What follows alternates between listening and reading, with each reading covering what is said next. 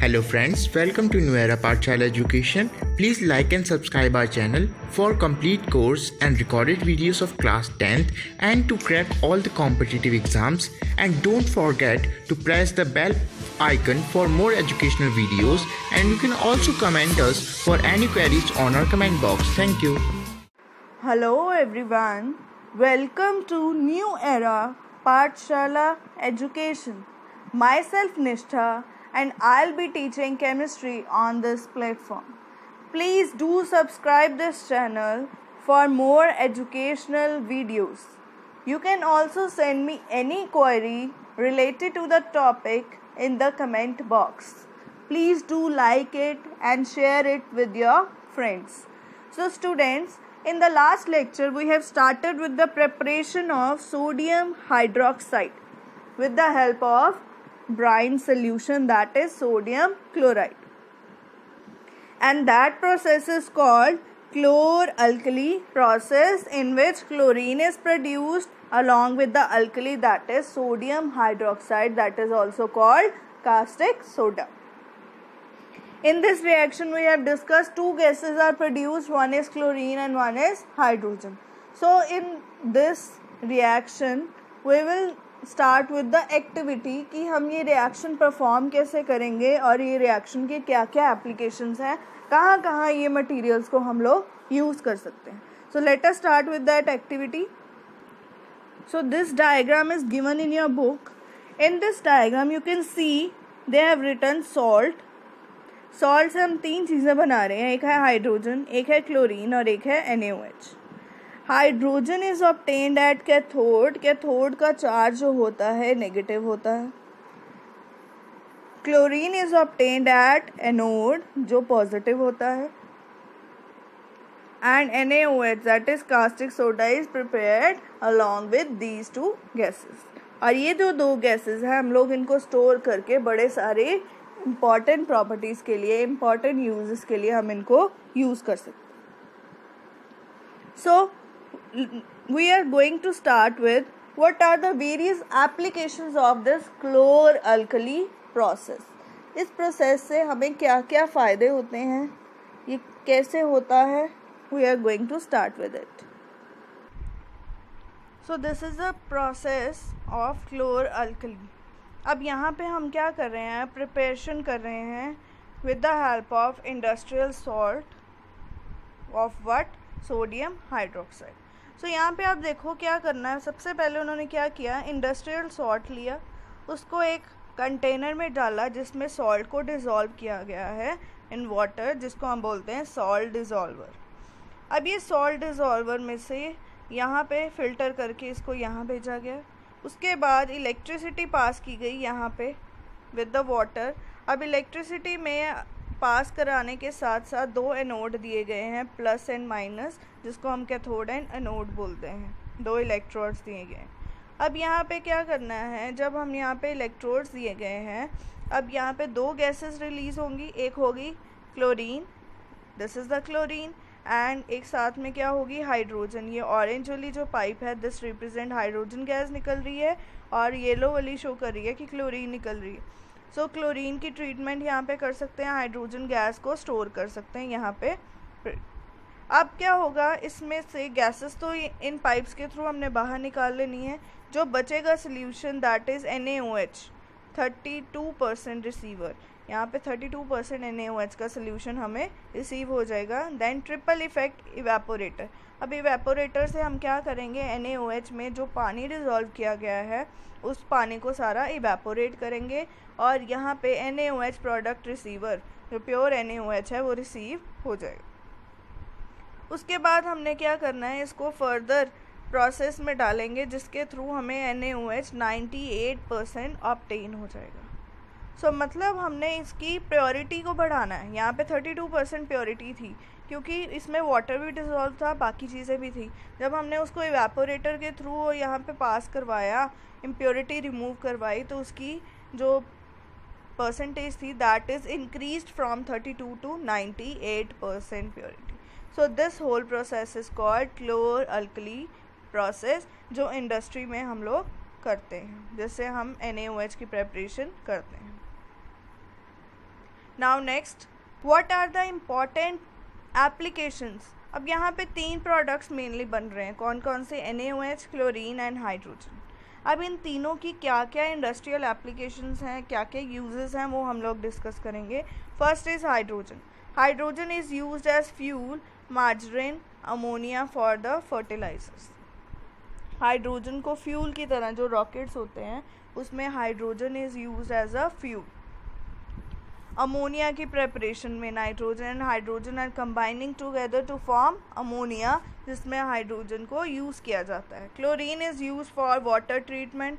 Water के purify करने के लिए हम लोग क्या करते हैं, जो स्विमिंग पूल्स हैं या हम लोगों के घरों में टैंकियाँ होती हैं उसमें क्लोरीन की टेबलेट्स डाल देते हैं। It is a very good disinfectant, ये जर्म्स को किल कर देता है। स्विमिंग पूल्स में हम इसको यूज़ करते हैं। पीवीसी क्या है, पॉलीविनाइल क्लोराइड। आजकल वॉल्स पे पीवीसी शीट्स लग रही हैं और ये शीट्स प्रिपेयर करने के लिए, पॉलीविनाइल क्लोराइड बनाने के लिए क्लोरीन की ज़रूरत पड़ती है, जो हम लोग ऑब्टेन कर सकते हैं। डिसइंफेक्टेंट मैंने अभी बताया, जर्म्स किल करता है। CFC क्लोरोफ्लोरोकार्बन्स को प्रिपेयर करता है, ये पेस्टिसाइड्स की तरह हम इसको यूज़ कर सकते हैं। So these are the important applications of chlorine. अब हाइड्रोजन और क्लोरीन दोनों कंबाइन करेंगे तो HCl बनेगा, और HCl इज़ द एसिड। इसको हम किस तरह यूज़ कर सकते हैं, cleaning steel, ammonium chloride, medicine, cosmetics, इन सब में हम HCl को यूज़ करते हैं। Chlorine is also use for making bleaching powder. ये हम ब्लीचिंग पाउडर की प्रिपरेशन आगे करेंगे, उसकी रिएक्शन में क्लोरीन को यूज़ किया जाता है और क्लोरीन हम इस रिएक्शन से ऑब्टेन कर सकते हैं। NaOH is used as a degreasing metals. जो मेटल्स के ऊपर ग्रीस लग जाती है उसको क्लीन करने के लिए हम NaOH यूज़ करते हैं। इसके अलावा NaOH is a base that is used in soaps and detergents. It is a main ingredient of soaps and detergents. Paper making में यूज़ किया जाता है, आर्टिफिशियल फाइबर्स में यूज़ किया जाता है। सो NaOH की ये सारी एप्लीकेशंस हैं। सो ये रिएक्शन जो है, एक तो NaOH की प्रेपरेशन कर रही है, ऊपर से इसकी इंडस्ट्रियल एप्लीकेशन जो है वो बहुत सारी है। सो it is a very very important reaction that is chlor-alkali process for the preparation of sodium hydroxide, that is caustic soda. Next we are going to start with the preparation of bleaching powder. Bleaching powder मैंने अभी पीछे discuss किया। क्लोर-अल्कली process में chlorine जो हम क्लोर-अल्कली process से produce कर रहे हैं, that chlorine is used for making bleaching powder. And bleaching powder का फॉर्मूला क्या है, CaOCl2। 1 मार्क क्वेश्चन में भी पूछ सकते हैं, what is the chemical formula of bleaching powder, that is CaOCl2। अब होता क्या है, जब हमारी क्लोरीन को slaked lime that is calcium hydroxide के साथ रिएक्ट करवाया जाता है, it will form bleaching powder and water along with it. So this reaction is for the preparation of bleaching powder. अब ब्लीचिंग पाउडर की क्या क्या यूजेस हैं, we will discuss it one by one. Bleaching powder is used for bleaching cotton. Cotton अब इतनी white नहीं होती जब हम उसको शीप से वूल लेते हैं,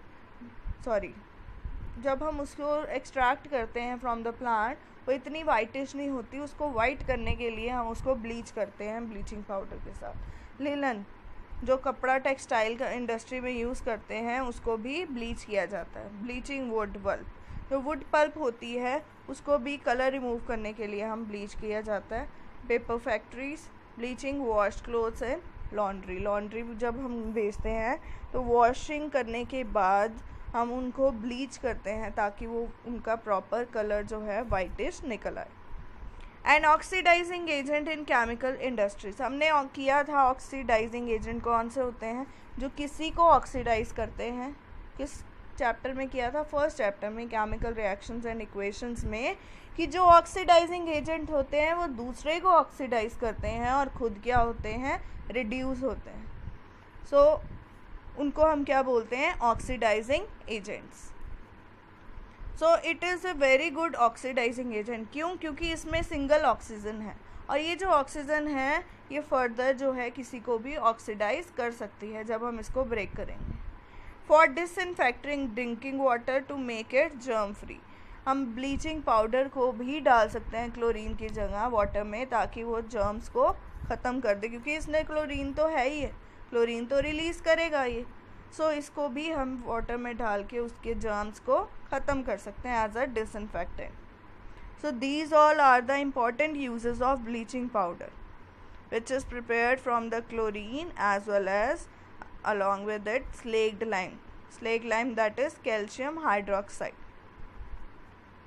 Now next, baking soda का केमिकल नेम है sodium hydrogen carbonate.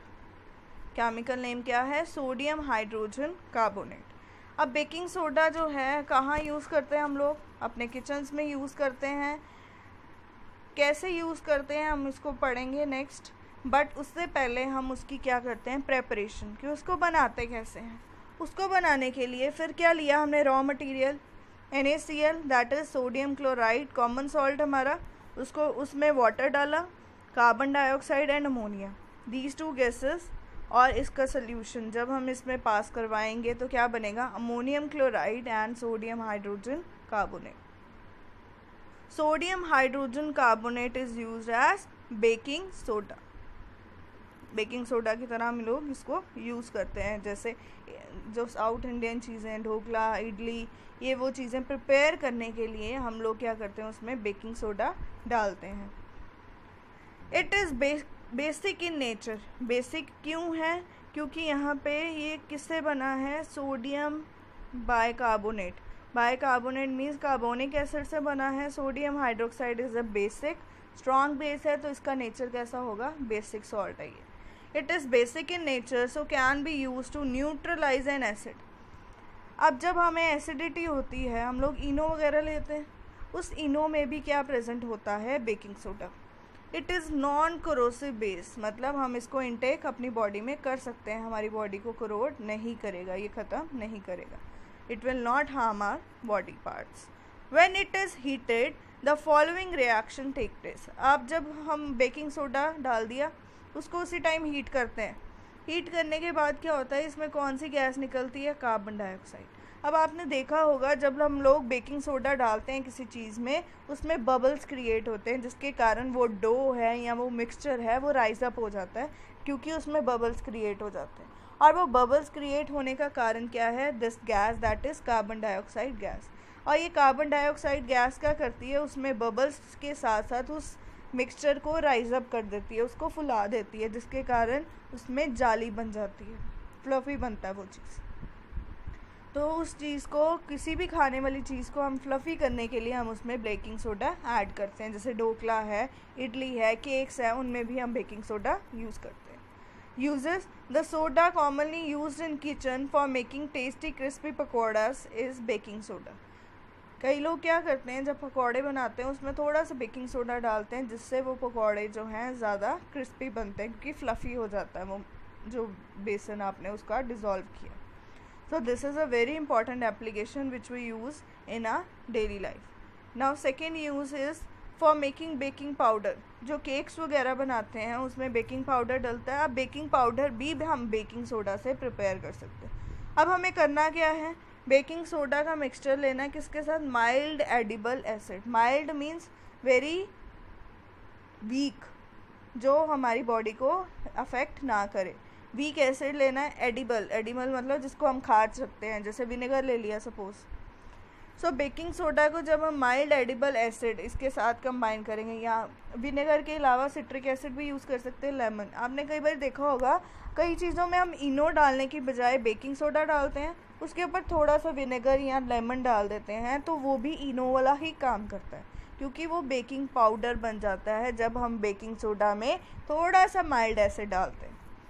So sodium hydrogen carbonate is reacted with H positive. जो हमने एसिड लिया उसमें H पॉजिटिव आयन होगा, उसके साथ कंबाइन करेगा, क्या क्या बनाएगा? Carbon dioxide, water and sodium salt of acid. जो हमने एसिड लिया उसके साथ सोडियम कंबाइन कर जाएगा उसके एनायन के साथ। अब देखो जी, यहाँ पे भी कार्बन डाइऑक्साइड गैस निकल रही है, जिसके कारण वो केक जो होगा फ्लफ़ी होगा, फूलेगा उसका डो। सो बेकिंग पाउडर को हम लोग प्रिपेयर कर सकते हैं जब हम बेकिंग सोडा एसिड को हीट करेंगे, then it will form carbon dioxide, water and sodium salt of acid. So carbon dioxide produced causes bread और cake to rise making them soft and spongy. ये carbon dioxide के कारण ही जो हमारा bread है, cake है, वो राइज अप हो जाता है, जिसके कारण वो सॉफ्ट और स्पॉन्जी बनता है। Now third application is sodium hydrogen carbonate is also an ingredient in antacids. मैंने अभी बात किया कि ये जो बेकिंग सोडा है इट इज़ बेसिक सॉल्ट है। अब जब हमें एसिडिटी होती है तो हम एंटासिड लेते हैं कोई। अब एंटासिड मतलब जो बेसिक हो, जो हमारे एसिड जो हमारे अंदर बना हुआ है उसको बेस के साथ अगर हम कंबाइन करेंगे तो कौन सी रिएक्शन होगी? Neutralisation reaction. तो हम जब भी हमें एसिडिटी होती है वो यूज़ एन एंटासिड। अब जो एंटासिड होता है उसमें जो इंग्रेडिएंट है, एक बड़ा इंपॉर्टेंट इंग्रेडिएंट है, that is baking soda, because it is a base, it can neutralize our body acid. Being alkaline, it neutralizes excess acid in the stomach and provides relief. हमारी body में जो stomach में excess acid release कर जाता है जब हम spicy food या फास्ट फूड या ऑयली फूड बहुत ज़्यादा इंटेक कर लेते हैं, तो हमारी जो स्टमक है, हमारी चेस्ट में जलन होनी स्टार्ट हो जाती है। वो क्यों होती है? क्योंकि हमारी बॉडी जो है जितना एसिड रिलीज़ करना चाहिए HCl उससे ज़्यादा रिलीज़ कर जाती है, और ज़्यादा रिलीज़ करने के कारण हमें जलन होनी स्टार्ट हो जाती है, एसिडिटी बोलते हैं जिसको। तो हम लोग क्या करते हैं, इस एसिडिटी को रिमूव करने के लिए हम लोग कोई एंटासिड लेते हैं, जैसे इनोपीलिया, जेलुसिल ले ली। ये चीज़ें क्या करती हैं, हमारी बॉडी का एंटासिड एसिड को न्यूट्रलाइज करती हैं and behaving as a antacid. It is also used in soda acid fire extinguisher. इसकी प्रेपरेशन मैं लास्ट ऑफ द चैप्टर में बताऊंगी कि सोडा एसिड फायर एक्सटिंग्विशर क्या होता है, इसको कैसे प्रिपेयर किया जाता है। इसमें सबसे पहले आपको इतना पता होना चाहिए, सोडा, इसमें जो सोडा यूज़ करें दैट इज़ बेकिंग सोडा, उसमें एसिड डालना है और उसको as a fire extinguisher, fire जहाँ पे हो उसको ख़त्म करने के लिए हम ये यूज़ कर सकते हैं। सो this is a very important application. So baking soda जो है केमिकली इसका नाम क्या है? Sodium hydrogen carbonate. आपको इतना दिमाग में रखना है कि ये एक बेस है और ये बेस जो है that is a non corrosive base जो हम लोग ईजिली अपनी बॉडी में इंटेक कर पाते हैं। अब आपने सुना होगा जेलोसिल। जेलोसिल में क्या प्रेजेंट होता है? Milk of magnesia, that is called magnesium hydroxide. Magnesium hydroxide क्या है? बेस है, और वो बेस जो है बेकिंग सोडा भी उसमें थोड़ा सा प्रेजेंट होता है, और milk of magnesia is also very good antacid. So means जो हमारा बेकिंग सोडा है इसकी हमारी डेली लाइफ में बहुत सारी इम्पोर्टेंस है। और जितने भी हम लोग पेस्ट्रीज, केक्स, ब्रेड्स, बन्स, ये चीज़ें यूज़ करते हैं, ये किससे बनी हैं? बेकिंग पाउडर से। और baking powder is a formed with the help of baking soda. अलग अलग प्रोडक्ट्स ये देखने में दोनों सेम लगते हैं। अगर आप ये पाउडर्स देखो, baking soda and baking powder, दोनों को अगर आप लोग यूज़ करो, दोनों वाइट कलर के पाउडर हैं, दोनों ही देखने में क्या लगते हैं? हमें सेम लगते हैं। बट होता क्या है, बेकिंग सोडा तो सोडियम हाइड्रोजन कार्बोनेट है, बट जो बेकिंग पाउडर है उसमें सोडियम हाइड्रोजन कार्बोनेट के साथ थोड़ा सा माइल्ड एसिड। अब जो पाउडर बना हुआ है उसमें कौन सा एसिड होगा? हम लोग कौन कौन से एसिड इनटेक कर सकते हैं? लैक्टिक एसिड करते हैं, कर्ड, जैसे कई लोग क्या करते हैं, जैसे इडली प्रिपेयर करते हैं तो they use baking soda along with the curd. अब कर्ड ने क्या काम कर दिया? एसिड का, और बेकिंग सोडा ऑलरेडी प्रेजेंट है, तो ये दोनों जब कंबाइन करेंगे किसका काम करेंगे? बेकिंग पाउडर का। सो एक तो हम कर्ड जिसमें कौन सा एसिड प्रेजेंट होता है? Lactic acid. दूसरा हम कौन सा एसिड इंटेक करते हैं? Acetic acid, that is vinegar. तो आप कर्ड की जगह विनेगर यूज़ कर लो। थर्ड, हम कौन सा एसिड इंटेक करते हैं? Citric acid. सिट्रिक एसिड किस में प्रेजेंट होता है? लेमन में, ऑरेंज में, जितने भी सिट्रिक फ्रूट्स होते हैं, खट्टे फ्रूट्स हैं, उनमें क्या प्रेजेंट होता है? Citric acid. और हम कौन सा एसिड यूज़ कर सकते हैं? Tartaric acid. Tartaric as it is भी हमें मार्केट में मिल जाती है। टार्टरी जितने भी चिप्स हैं या आपके जो नमकीन्स होते हैं, उसमें जो खट्टा सा फ्लेवर होता है वो किसका होता है? टार्टरी का। दैट इज़ टार्टरिक एसिड, जो कहाँ से मिलता है हमें? टैमरिंड से। टैमरिंड इज़ इमली। सिमिलरली एक लास्ट एसिड जो हम इनटेक करते हैं दैट इज़ ऑक्सैलिक एसिड। तो इनमें से कोई भी माइल्ड एसिड लेके हम बेकिंग सोडा के साथ रिएक्ट करा के किसकी प्रिपरेशन कर सकते हैं? बेकिंग पाउडर की।